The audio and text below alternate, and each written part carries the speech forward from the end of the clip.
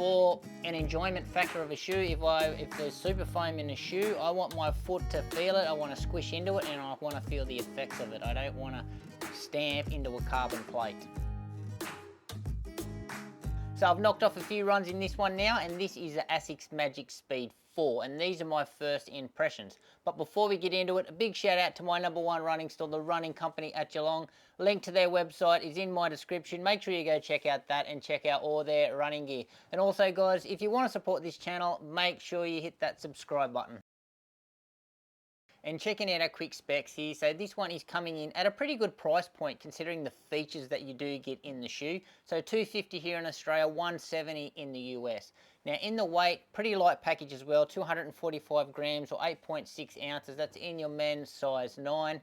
Now in the stack, we've got an increase in the stack here. So we've got 43.5 in the rear, 35.5 in the front, and that's going to give us a 8mm drop.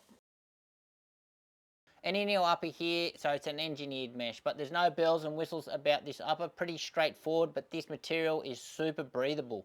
So very light and airy on the foot. Our heel counter here, we've got a little bit of structure to it, but you can see there it's got a bit of play as well, so it doesn't have a solid heel cap. In the padding department, I'm going to say it's got a minimal amount of padding, so not a lot around the heel collar there. In the tongue, we've got a really thin tongue, and we've got a couple of small little pads on the tongue to take that laces pressure off. Again, it's got that nicely cut wing fit, so it sits nicely on the foot. Our tongue is also gusseted, so that's great to see. Nothing standing out with the lacing system, had no dramas there. Now with the lockdown, lockdown is okay, but I have had to fiddle around, again, as I'm doing with most shoes lately, with one foot. So have fixed that up, and it's okay. It's not the best because we don't have that much heel padding around here, and the actual fit is not super secure, but it's not bad, I'm going to say that. Now, in the fit in this shoe, I'm going to say true to size in the length, and the toe box is probably medium, and I think, I think it's quite generous, especially when this is marketed as a workout shoe. And in our outsole here, so it's great to see that they've also upgraded the Magic Speed with the new ASICS grip. Now, if you've seen any of my other reviews, you absolutely know how much I love this grip. For me, it's a market leader. It doesn't falter in any conditions. It's excellent in the wet. And durability-wise, it's excellent as well.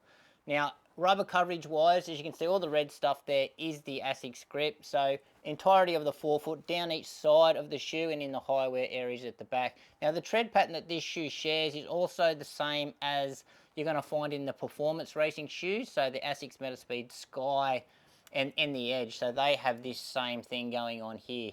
Now, also what you're going to see in the bottom of the shoe there, they've got this big groove, a big decoupled groove in the middle of the shoe. Huge crevice there, and you can see that exposed plate.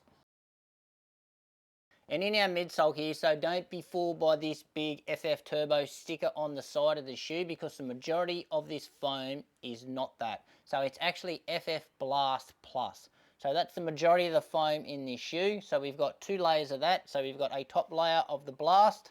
Then under that, we've got a carbon plate. Well, I'm not sure if it's a carbon plate. It feels like a plastic plate to me, or a nylon plate, but I've done a bit of research, and apparently it's carbon. It's a carbon resin plate, but it's certainly not your traditional carbon plate, and it's certainly not as stiff as one as well. Now, under that carbon plate, we've got the bottom layer of FF Blast Plus. However, it's got a small cutout, and there is a rectangular insert of FF Turbo, and that is just in the forefoot of the shoe. And I'll put a graphic on the screen now that actually will just will give you a bit of a visualization of what's going on in the midsole there. But yeah, I'd like to see a little bit more turbo foam in this shoe, especially if they've got that really big sticker on the side of it. Now, geometry wise, yeah, we've got a 4-foot rocker here, so it's certainly engineered more towards the performance end of running, so it's quite late in the shoe. So to get the most out of the rocker, you need to be hitting some faster paces.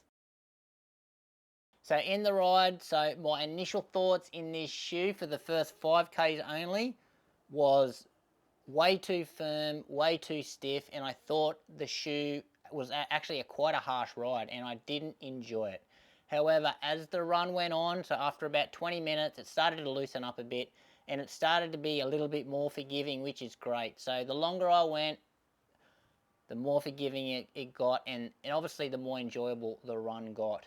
But overall though, I'm going to say it's still quite a firm ride. So, which again is surprising. It's got so much of this FF Blast Plus, which is meant to be a soft, bouncy ride, and it's got your FF Turbo in the forefoot, so I couldn't really feel much of that, even when I was picking up the pace. So it does feel super responsive, but I wasn't getting that magic pop feeling that you do get in the FF Turbo, and that is because I think of where it's situated in the shoe. So not so much in the forefoot, but they've wedged it under a carbon plate. So that's why, to me, I think this ride is just coming across as really firm. Even though you got so much foam and you're really protected from the road, yeah, just firm. But yeah, definitely responsive. And as I said before, to get the most out of this rocker and to really feel the rocker, and that's when the shoe starts feeling quite good, is when you pick up the pace a little bit. So jogging around, yeah, it doesn't feel that good. Coming up to steady pace when you're starting to hit the rocker, starts coming into its own, and then I've hit a few strides in it, so a few surges and some quick stuff, and then the shoe started coming alive, so it felt really responsive and really nice on the toe off. And stability wise, yeah, it's a stable ride. However, it's stable for a neutral runner. So I think if you're a runner that needs lots of stability, or if you pronate a lot, I'd probably stay clear, because these sidewalls are so rigid. So if you do catch it wrong, it's not easy to roll onto the shoe. If you catch it wrong, you can also go the other way and roll your ankle. So you just be wary about that one as well. So likes in this shoe so far is certainly how the shoe feels when you hit the right paces with it. So when you do start hitting the rocker, because it feels really, really efficient. Also really love that it's got ASICS grip on the bottom, and also love that it's such a lightweight shoe as well. And what I'm still figuring out of this shoe is why they chose to put the FF Turbo under the carbon plate. I'm sure there's heaps of reasons why the ASICS designers have done it, but for an enjoyment factor of a shoe, if there's super foam in a shoe, I want my foot to feel it, I want to squish into it, and I want to feel the effects of it. I don't want to stamp into a carbon plate. And dislikes in this shoe was certainly how it felt straight out of the box. So the break-in period is not very enjoyable in this shoe, so it's going to come across as stiff, firm, and quite harsh.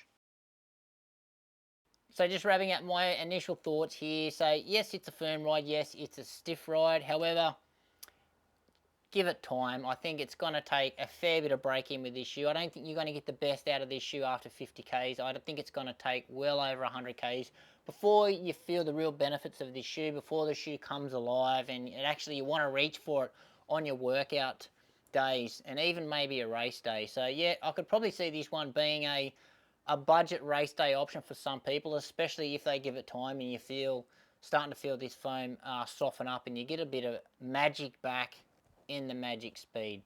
But at this early stage, I'm not getting any magic out of the Magic Speed, but I'm going to stay persistent with it and let's see what happens over the next couple of weeks. But anyway, guys, that is it from me. Interested to hear your thoughts on my first impressions of this shoe. Have you got this shoe? Are you having the same experience as me? Let me know in the comments below. And anyway, guys, that is it. Thanks for watching. Make sure you give this video a like, subscribe to the channel, and we'll see you next time.